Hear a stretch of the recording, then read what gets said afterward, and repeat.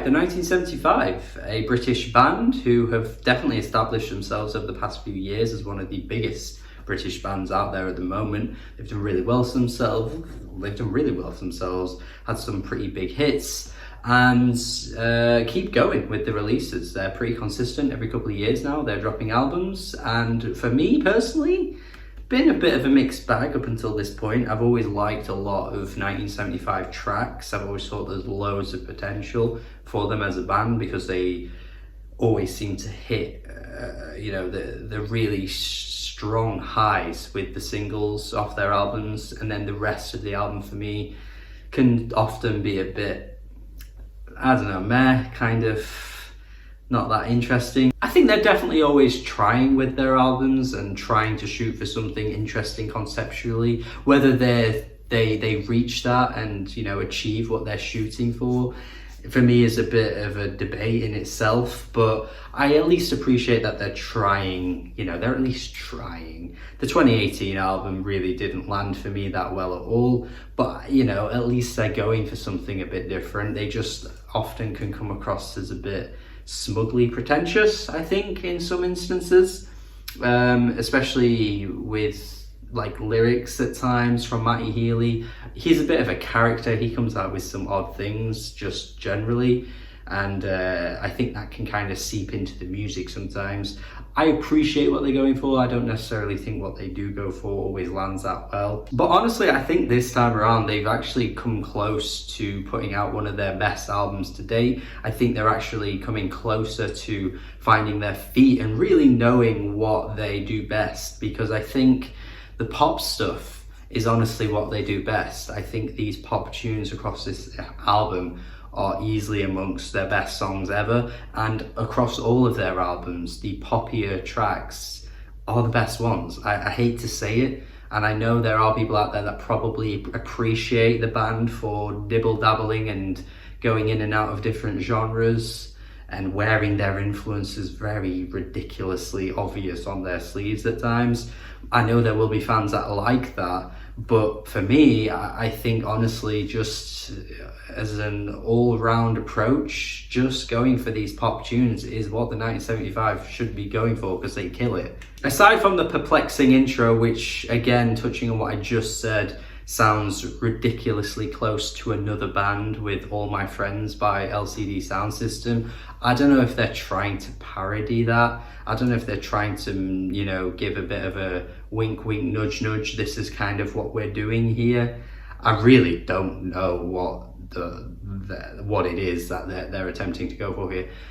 Whatever it is, it just sounds so much like that song. And this is a real issue with this band, where so many songs across their career have just sounded like replicas of other songs by other artists, and it doesn't even flatter them, because often these are some of their worst songs. Remember Give Yourself a Try, which was a really obvious Joy Division callback, which sounded nearly identical to the Disorder song by them.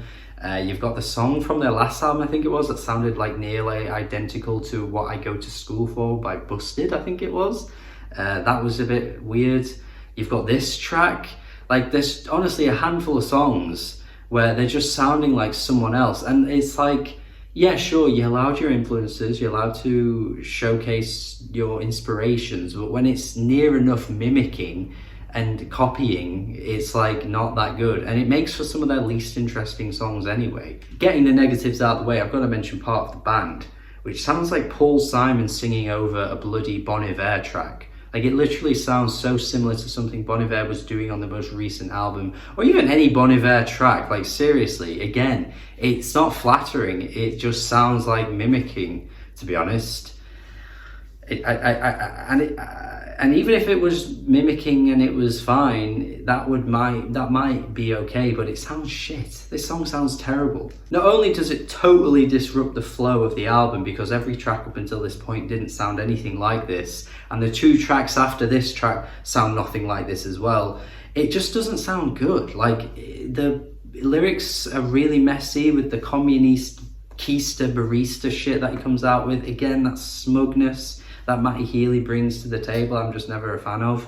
Like, you know, even if it sounded good and it was like, yeah, okay, they're inspired by Bon Iver, fine, but it doesn't sound good. It really just sounds poor. Like, it sounds shoddily produced. It's a really, really terrible song to me. But yeah, the negatives aside, there is a fantastic 4-track run if you pretend that part of the band does not exist, because if you actually skip over that track and get to Oh Caroline, the flow for those 4 tracks is beautiful. Like, seriously, try it. Even if you like part of the band and you're a big fan of that song, skip over it, because that flow, once you get that out of the way, is a really nice flow, and it should just be how it runs. Because Happiness, my friends, is sensational.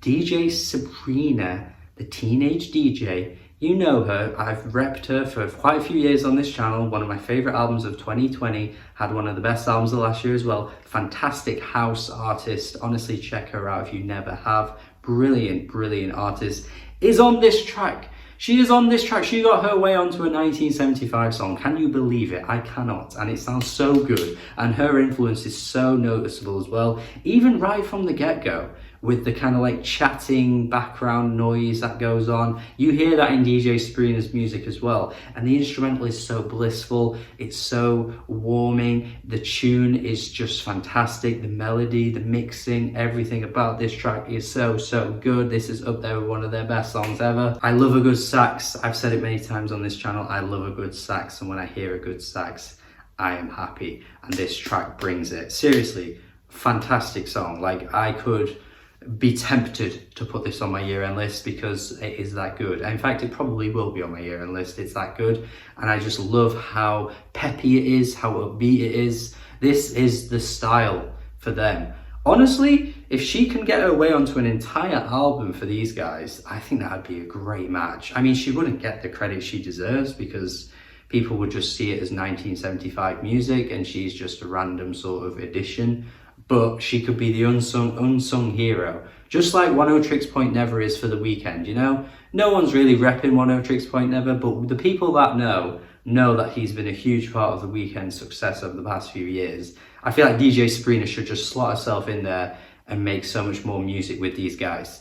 Looking for Somebody, I think, is a great track as well. If anyone's been listening to the most recent Bleachers stuff, I think you'd see a bit of a comparison here. This is where I'm sort of towing the line with what I'm talking about here, because sometimes you can make comparisons to artists and it can sound similar, or the influence is similar, without replicating what the other artist is doing. And I think tracks like this have that in spades, really, because it's very 80s, but it doesn't sound exactly like anything that came out of the 80s. It sounds modern as well. Oh Caroline has a really earnest delivery from Matty, one of his sweeter vocal performances, actually. I think he sounds great on this track.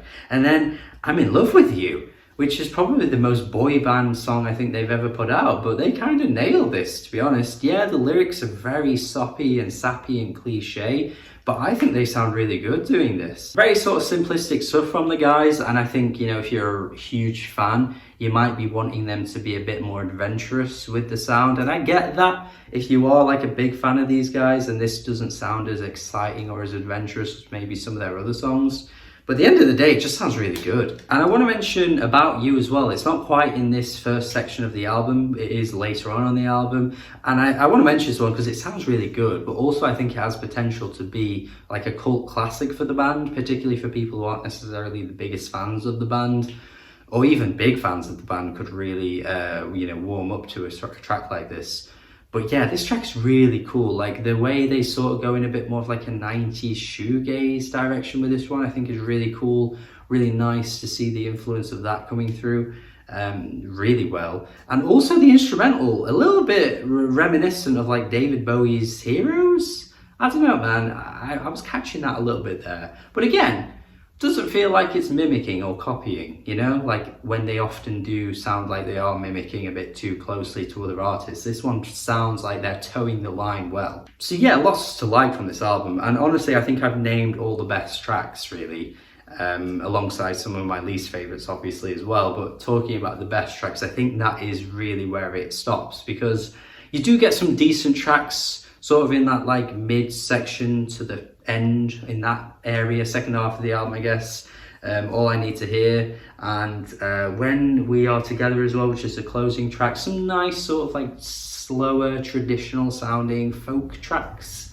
They've got a bit of like soul to them, and Matty's got a competent enough voice to carry these tracks, but they're not exactly mind-blowing. And when I was listening to them, they sound nice when they're on, but when they finish, it's really hard to pick out any particular exciting moments from them, or really anything that's really that original that you couldn't get from other bands doing this anyway.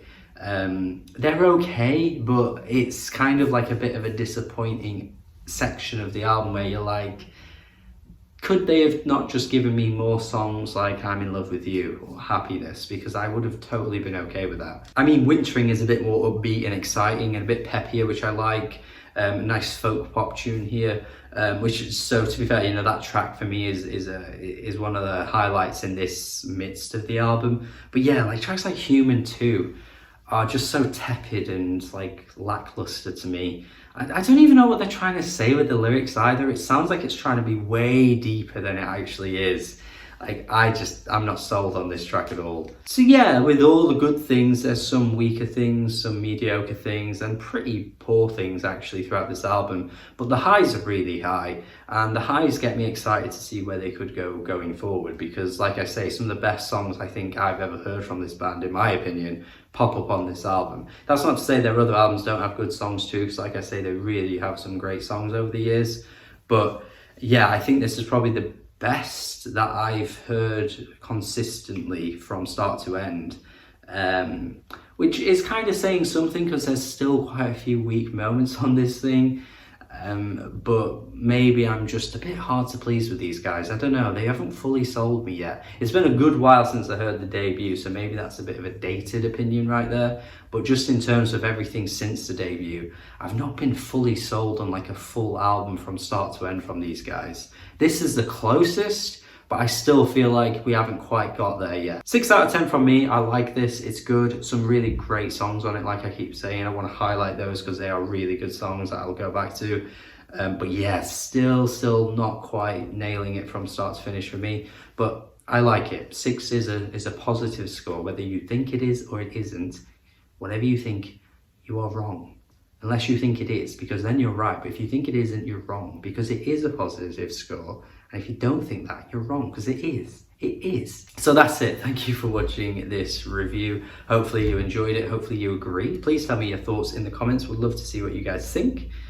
Have a good day. Subscribe if you haven't already. Check out my Patreon. That would be fantastic. And goodbye.